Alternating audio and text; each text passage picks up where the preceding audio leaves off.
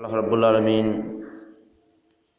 কালামে পাকের ভিতরে বলেন, ওয়ালানাবলুওয়ান্নাকুম বিশাইইম মিনাল খাউফি ওয়াল জুই ওয়া নাকসিম মিনাল আমওয়ালি ওয়াল আনফুসি ওয়াস সামারাত ওয়া বাশশিরিস সাবিরিন।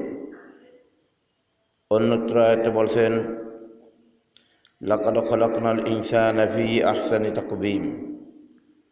আল্লাহ রাব্বুল আলামিন মানুষ জাতিদেরকে অতি উত্তম চরিত্রবান করে দুনিয়ার বুকে প্রেরণ করেছেন।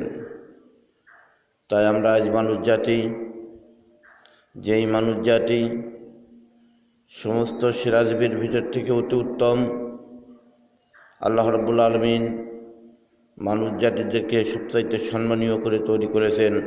ওয়ালাকাদ কাররামনা বানি আদম।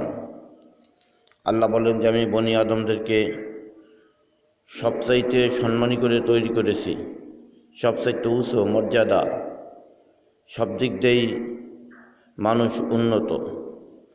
আজ আমরা সেই মানুষ কি করে আমরা গুনার ভিতরে লিপ্ত হই, আমরা আজ কী করে আমরা গুনার কাজ করতেছি। কখনো আমাদের দ্বারাই গুনাহ হতে পারে না, পাপের কাজ হতে পারে না। আমরা পাপের থেকে সকলেই মুক্ত থাকার জন্য চেষ্টা করব।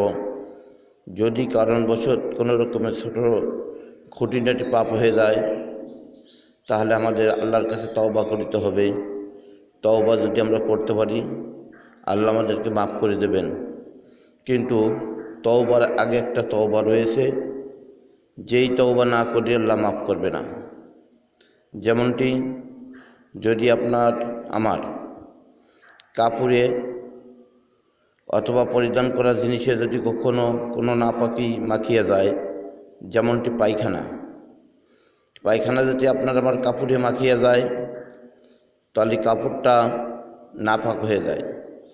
এই কাপড়টা আমাদের পবিত্র করতে হলে আগেই সর্বপ্রথম আমাদের সেই নাপাকি পায়খানা প্রস্রাব ইত্যাদি জিনিসগুলো আগে কাপড়ের থেকে আমাদের দূরীভূত করতে হয়।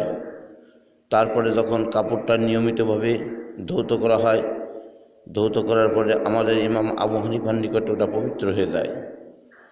তা গুনাহ তদ্রূপ, আমরা যেই জিনিসের দ্বারা গুনাহ করেছি সেই গুনার জিনিসটাকে আগে আমাদের দূরীভূত করতে হবে, সেই জিনিসটাকে আগে ফেলে দিতে হবে।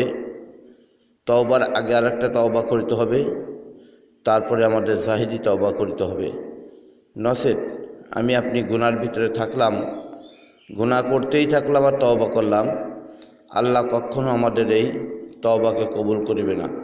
আল্লাহ রাব্বুল আলামিন আমাদের প্রত্যেকেরই সঠিক তওবা করার তৌফিক দান করুক। আমিন।